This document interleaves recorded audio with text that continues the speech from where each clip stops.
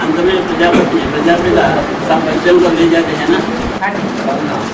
इस सृष्टि का परम धाम है ना माउंट आबू।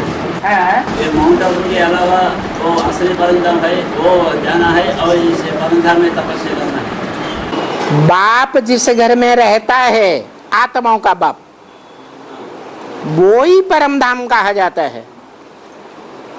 एक है सिर्फ आत्माओं का बाप, और वो आत्माओं का बाप जब इस सृष्टि पर आता है तो भी मुकर्रर रथ में आता है या XYZ सभी में आता है, तो वो ही परम धाम हो गया, बाप के रहने का घर हो गया।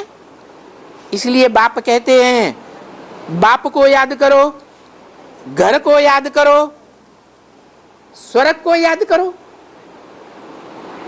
तो अब एक को याद करें या तीन तीन को याद करें? माने जिस तन में आता है वो घर भी है बाप का, दूसरा कोई घर नहीं है शरीर रूपी, मुकर्रर रथ है।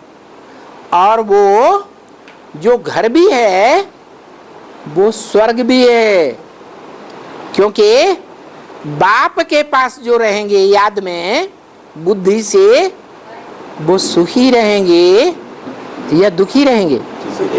स्व स्थिति में रहेंगे तो स्वर्ग में रहेंगे या नरक में रहेंगे?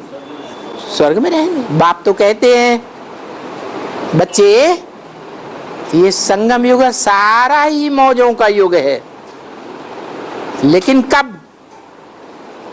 जब बाप के घर में हम बैठे, बाप की याद में रहें। बाप का घर है इस संसार में साकार या निराकार? साकार में है तो घर भी है, स्वर्ग भी है। जो नजदीक रहेंगे वो सुखी अनुभव करेंगे, दूरबाज होंगे तो दुखी होंगे। और माउंट आबू ज्यादा वो किसी बंधन में जाने से है अंत में माउंट आबू में सब इकट्ठा ऑर्डर दे रही है ना जो आदमी अंत में। सो अंत में, हाँ ना में दब जाने के बाद भी विनाश होने के बाद बर्फ में कौन दब जाता है?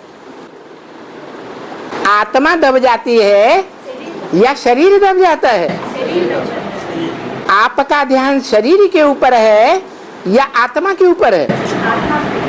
तो आत्मा जब बाप के घर से आएगी तो सत्व प्रधान दुनिया में आएगी, सत्व प्रधान पांच तत्वों के बीच में आएगी या तमो प्रधान तत्वों के बीच में आएगी? फिर हाँ, उस समय सारी दुनिया सत्व प्रधान होगी। तुम बच्चे योग बल से पांच तत्वों को भी सत्व प्रधान बनाते हो। अरे पांच तत्व सत्व प्रधान बनेंगे तभी तो तुम्हारा शरीर भी कंचन काया बनेगा। 18 वर्षों में तपस्या करने के बाद से कहाँ शुरू? ये कहाँ से 18 वर्ष आपने उठाए? जिनको 40 साल लगेगा पहले वाला। ये 18 वर्ष कहाँ से उठाए? कौन सी मुरली से? 18 साल भारत में तपस्या करना पड़ेगा। तपस्या अभी नहीं कर रहे हैं। बाबा ने कहा अपन को आत्मा समझना यही तपस्या है। क्या आत्मा समझेंगे तो देह का सुख अनुभव नहीं होगा। कब से लागू करें? अरे जब से बाप को याद करते हैं तब से ही हमारी तपस्या है। बाप को याद ही तब करेंगे जब अपन को आत्मा आत्मा समझेंगे। आत्मा को समझना ही यही तपस्या है हमारी। और